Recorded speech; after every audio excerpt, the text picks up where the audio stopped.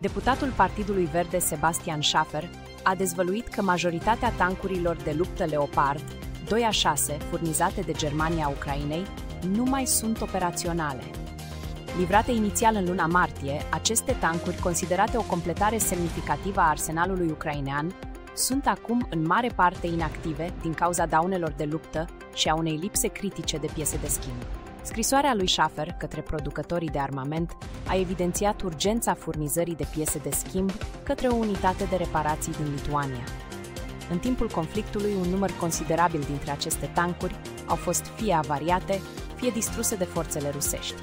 În plus, au apărut probleme în urma tentativelor de reparare de către mecanicii ucraineni. Acest eșec vine pe fondul unei provocări mai largi pentru Ucraina, inclusiv lipsa de personal calificat pentru a opera aceste tancuri, după cum a relatat presa germană. Abonează-te acum la Jurnal Info pentru a fi mereu la curent cu știrile de ultimă oră. Jurnal Info, lumea în palma ta.